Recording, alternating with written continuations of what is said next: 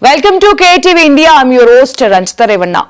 Bengaluru witnessed widespread public outrage over the recent hike in Nama Metro ticket fares, which also triggered political unrest. Amid mounting criticism, the proposed fare revision are scheduled to come into effect from Monday, as now has been temporarily put on hold, bringing relief to metro commuters.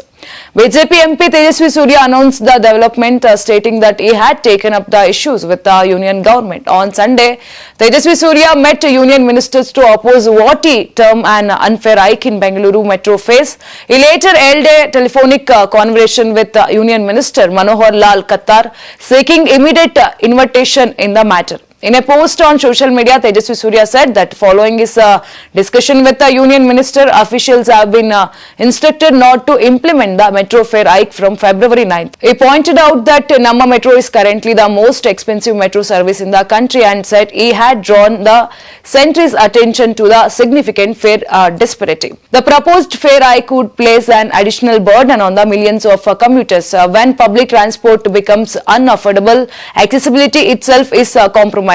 The central government has prioritized passenger convenience and hence the fare hike has been temporarily put on hold, he said. However, senior officials of the Bangalore Metro Rail Corporation Limited responded cautiously, stating that while they are aware of the MP's statement, they have not yet received any official communication from either the central or state government.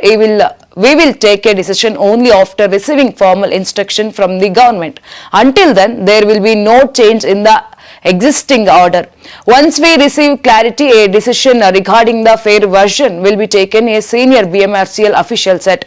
Meanwhile, BJP MP PC Mohan said that Bengaluru MPs had collectively raised the issues with the union ministers. He added that following their discussion, the Union Urban Development Minister instructed BMRCL to keep the fare revision on hold.